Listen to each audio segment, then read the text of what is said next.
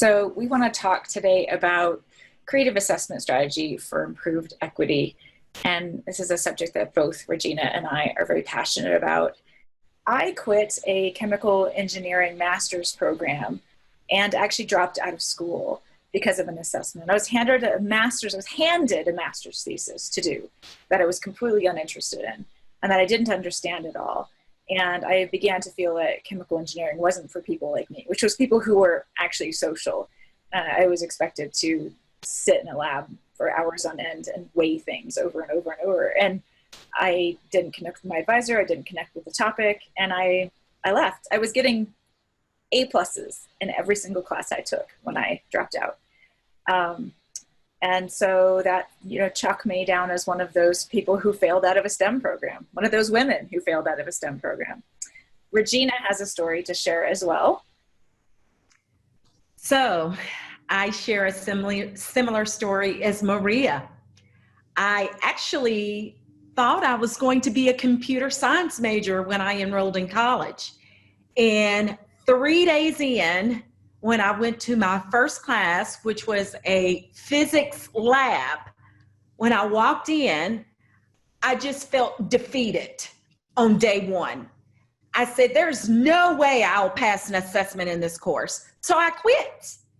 And what I recognized was right away is there's still an opportunity for me to be connected to IT. And so I quickly changed my major into business information systems. Had I known that I could possibly have been successful in computer science, I probably would have stuck with it. But fortunately enough, there was another path for me. A poor assessment strategy. It can block students' chance for success. It can also impede their ability to enter a career field that they believe or have a passion for. Just in my situation, I quit before I started. It was 3 days into my experience, I changed my major. So what I realized is that I realized that there was still that opportunity, but what I do know is when you feel defeated, you're going to likely quit. A good assessment, it extends a hand. It extends an opportunity. It helps students recognize, I have a chance for success. So today we're going to talk about how a good assessment strategy extends a supportive hand to students, helps them believe in themselves and their ability to be successful. It prevents the student from feeling defeated. You can see that we've listed 7 items here. Our intent is to tackle each of the 7 components that support the design and development of a good assessment strategy. Our first component here is compassion. So what is compassion from an instructor perspective? Number 1, we want to keep an open mind. Know that generalities are very dangerous to the learning community. Not every learner comes to the classroom with the same knowledge, skills, and abilities. The other thing that I want to say as a person of color is that not every learner in the classroom has lived an impoverished life. We all come from different backgrounds, different walks of life, and that should be top of mind when we're preparing to assess learners. The teaching and learning community should be a safe space to help budding professionals grow and develop. So here's some questions that I'd like for you to ponder. And as you ponder them, know that some students have attended urban schools where teachers were not certified in the subject area that they were responsible for teaching. There are teachers in urban schools that have high sick days or days in which they just don't show up to the classroom. And in those days, when they're off, there's a substitute. And a substitute is never a good replacement for a qualified teacher. So when we approach teaching and learning, we have to approach it with the attitude that students can learn, but we also have to be aware of some of the barriers or obstacles they may have experienced before they got to us in the classroom. So we have to have a heart for our students. We have to witness their struggles. We have to want to get to know them. We have to strive to connect with them and to see things from their perspective. We don't want to avoid those teaching those students that we see that maybe appear to be disengaged or disinterested. We know that we never know, what a student has faced before they entered our learning community. So we want to make sure that we keep those things in mind, because sometimes we've had a bad start to our morning or to our day before we entered the learning community. Students' perceptions about the learning experience is their reality.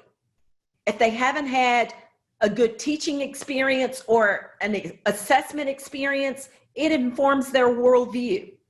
So we got to be willing to be vulnerable, and we've got to be willing to hear what our students have to say to us about our teaching styles, about our assessment strategies, and strive to do better when we know that we're not connecting. We have to ask for that feedback. The best faculty or the best teachers have an ear to hear and a heart to listen.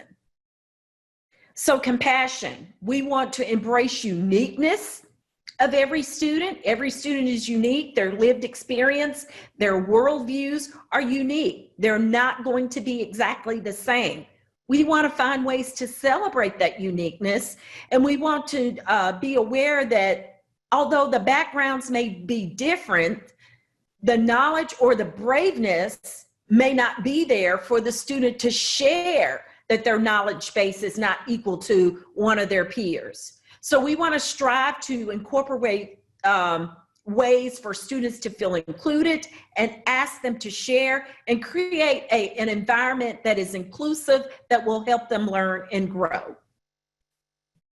So we've talked about compassion. Now let's take a look at authenticity. So when we think about authenticity, we want to make sure that students know how the content connects with events or situations in the real world. See, our goal should be to make it relevant to what they hear, what they see, and what they interact with in the world. It helps drive their desire to learn when they know the content is relevant and has currency to what's happening in the world around them. So a simulation can be an authentic way to assess a student. A simulation provides an opportunity for experiential learning. It helps students demonstrate what they know how to do, and it also helps students see what they know. It helps you see what they know, and it also helps students as well as the faculty member recognize what a student can learn, grow, and improve on. It's authentic. It helps students experience something as it may occur in the workplace, and it gives them a chance to make decisions and choose a course of action to address a very specific situation that they might encounter in the real world. Another way to assess students authentically is through scenario-based learning or case studies. Scenarios can be proposed to a student to solve a problem. Scenarios case studies can be an assessment created to ask students to research a topic, to provide data and evidence to support their answers. And this will help our students tap into knowledge that they're building about the subject that they're studying. Students will get the opportunity to solve a real problem or offer a corrective solution to a problem. So another authentic method would be to give students opportunities to shadow a professional. I can speak from firsthand experience. As a college student, I took the initiative to find businesses that I could go in and shadow the expert. I wanted to learn about the day in the life and the role. I wanted to learn about what it looks like to know and do a particular job. So shadowing gives students the opportunity to experience that. Another way would be to have them interview a professional or an internship opportunity. Basically, each one of these gives students an opportunity to learn from others.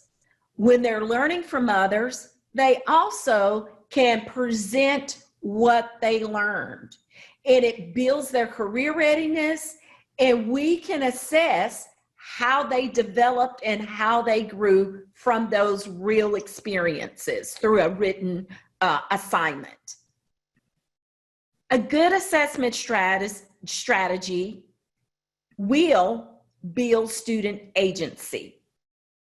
So when we think about agency, we think about giving students voice, also giving students choice.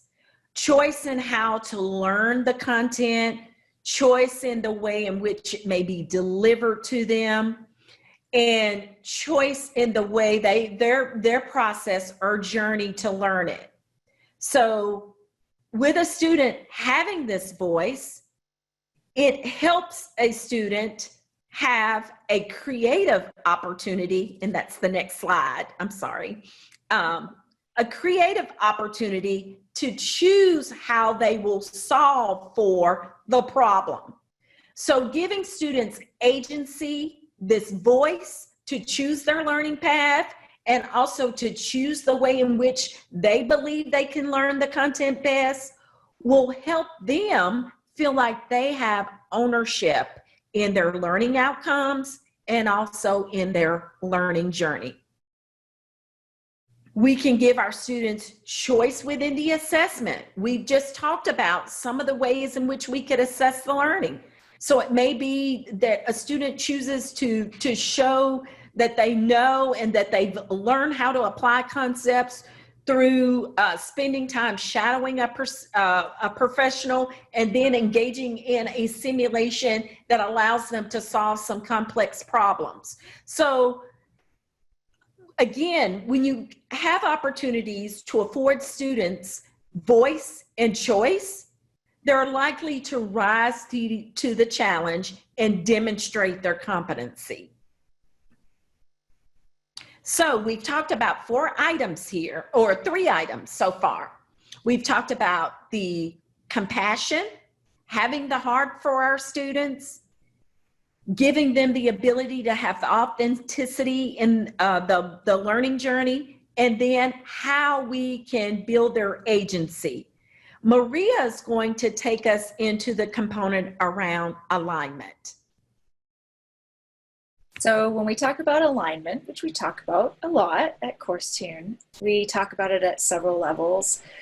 We can start by thinking about alignment to the career goals, or alignment to the degree program, or even just alignment to life goals and life desires.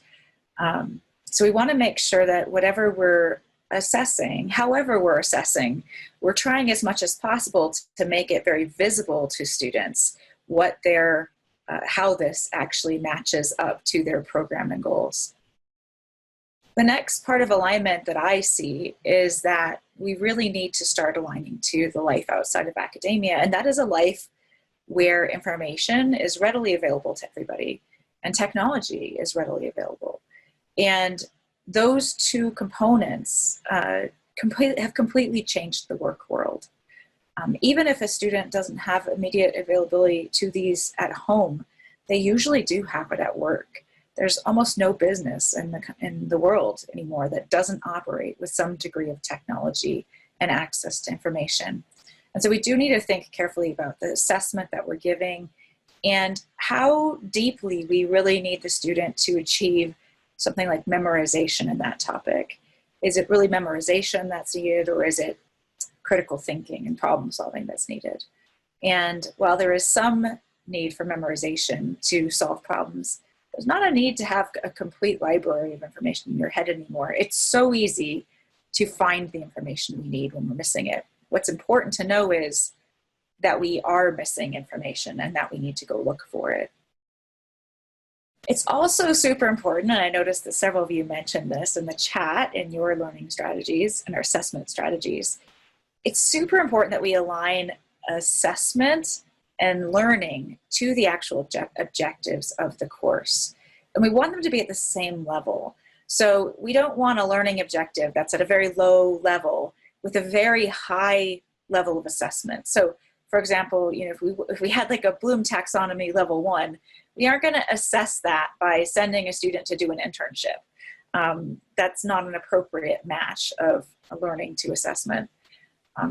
And so we want to make sure that as we design individual courses, even, that they're internally aligned. The learning and assessment is internally aligned to the objectives, to the levels of the objectives, and to the lens in which we look at the outside world.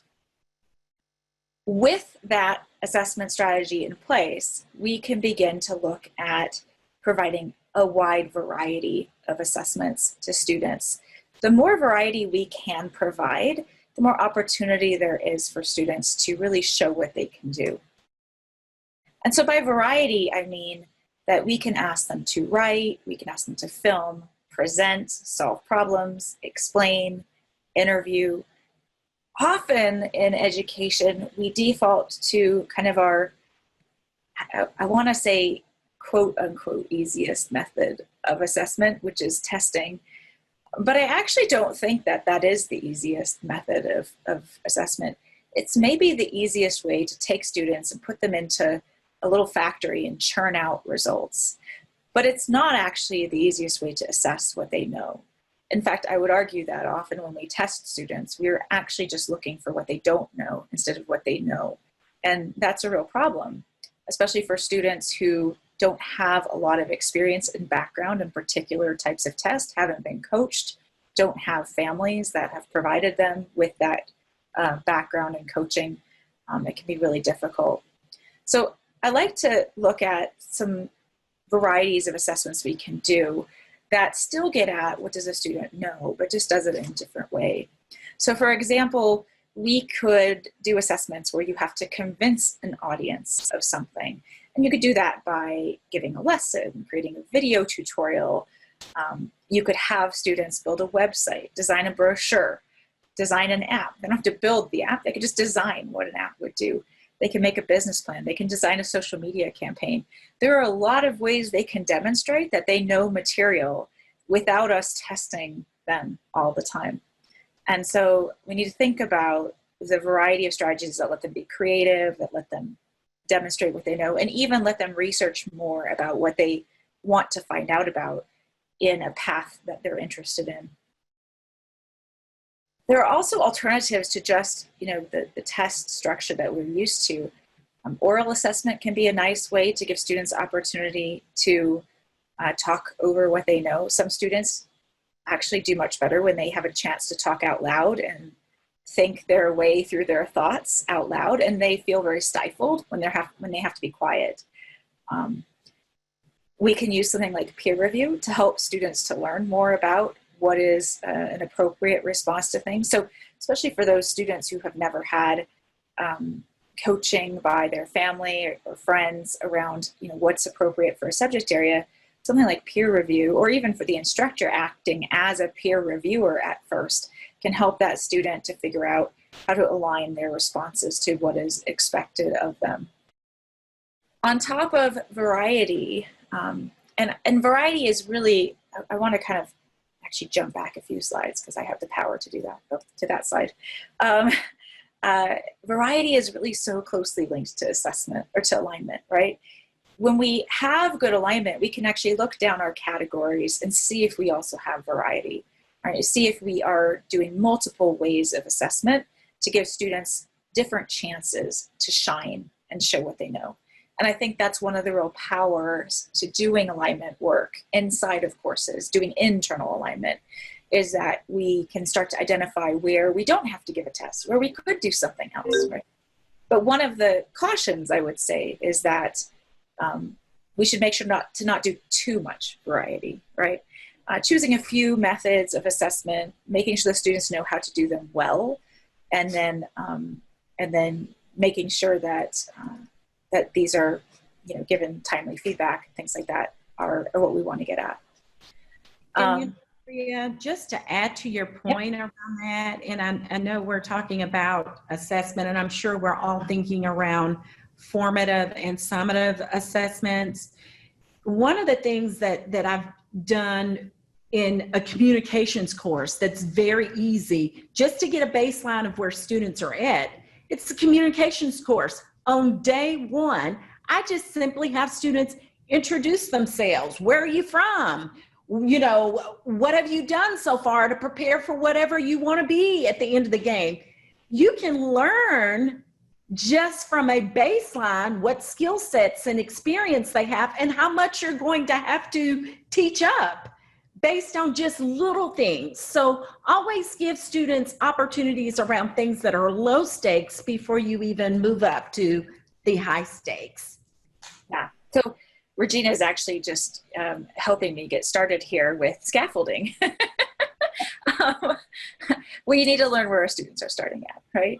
We need to know what they're walking into the game with. I have I think Regina's example of computer science is a particularly interesting one. I taught a computer science camp for educators this summer, and every educator who came to that camp arrived at a different level of experience. Some have never coded in their life. Some had been teaching a computer science class for several years. And that's a very different starting place. And without knowing that starting place, we wouldn't have known how to help each of those students progress forward. When we look at computer science majors in colleges, it's often the case that some students arrive with lots of computer experience because they come from families where somebody is a programmer. And they've had that experience. They've always had access to computers. And they've had friends and peer groups who were interested in computer science and playing games and making new games. Other students come into that field with almost zero experience. They know they want to do it, but they don't already have 5 to 10 years of programming background behind them. And that can feel like they're already completely behind their peers in the program. And we really need to make sure that we do things to recognize those gaps and fill those gaps in to bring students to the same, well, we can't ever bring them to the same place, but bring them to a place where they feel like they're at least at a level playing field. And computer science is surely not the only place where that happens. It happens in many, many different subject areas. And I think it happens disproportionately for women in many STEM fields and for people of color in probably most fields. So doing some kind of pre-assessment, or as Regina mentioned, something where you get at the history of what the student has in their background or doesn't have in their background is super important. So that can be done in a public setting like a discussion board, but it can also be done in a private setting. I often will ask in the syllabus quiz that I give at the beginning of the semester for students to kind of have a chance to disclose what their exposure to the subject is and how they feel about it, what their past experiences with it has taught them, because that gives me a chance to kind of get a little peek into what's going on underneath the iceberg, so to speak. Once a class is moving forward, we want to do things like formative assessment. And in formative assessment, we want to try as much as we can to mirror the format of formal assessments.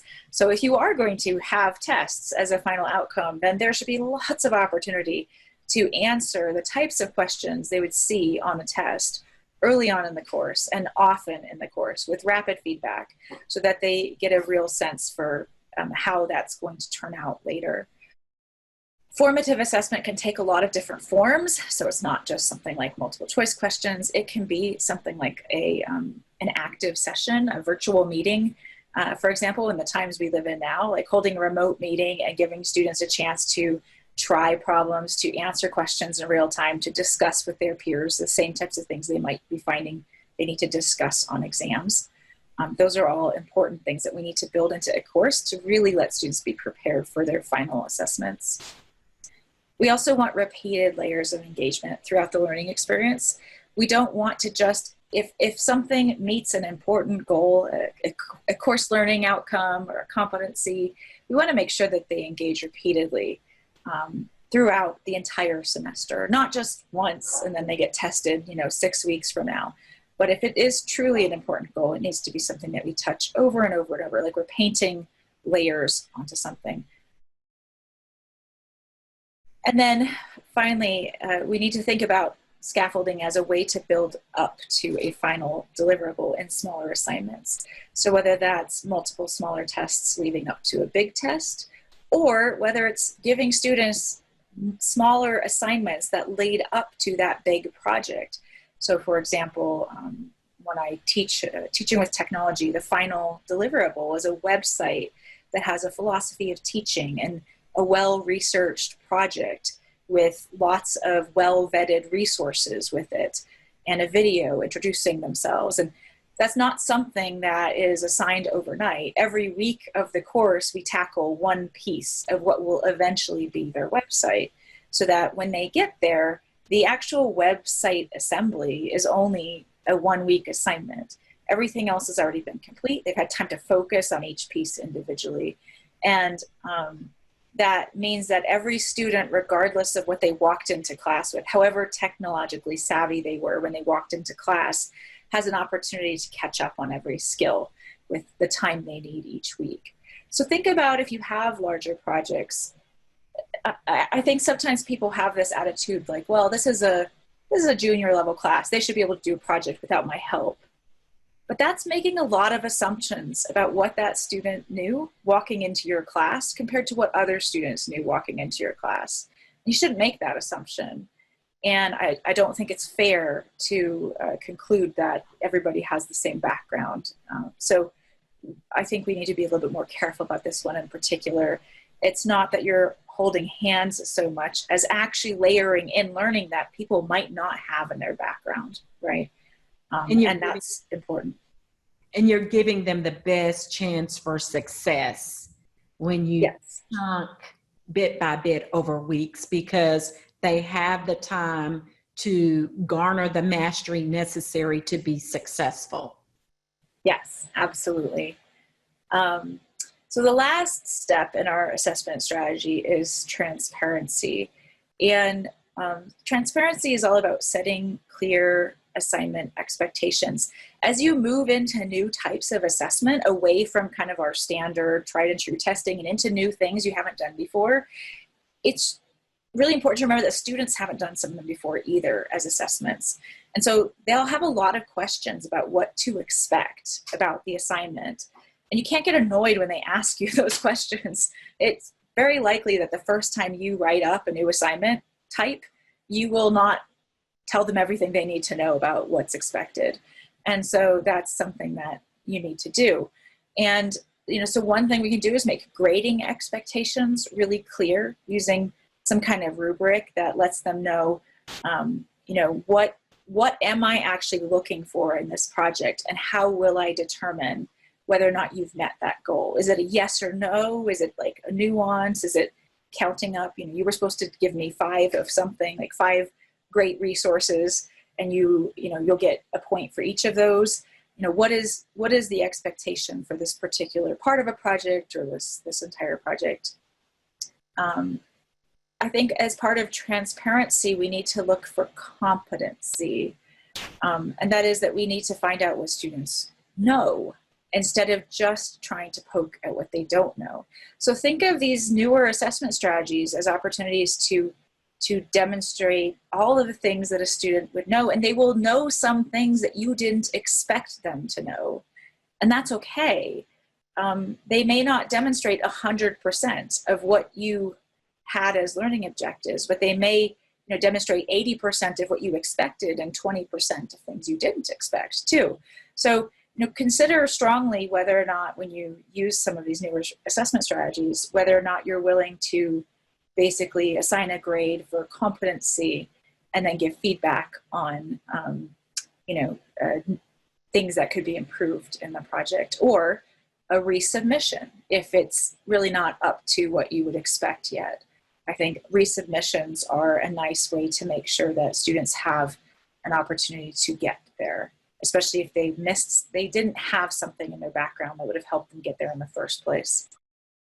I think to wrap us up here, we just wanted to, kind of reiterate that we really think that better assessment is how we remove educational barriers to careers. Students have all sorts of ways they can learn if they need to, but if they feel defeated by the assessment to start with, they won't go into career paths that seem unachievable to them. And we want them to. So we're not going to take any questions because we need to go into our next talk, but there's our contact information on the slides if you have anything you'd like to reach out with a question or follow up.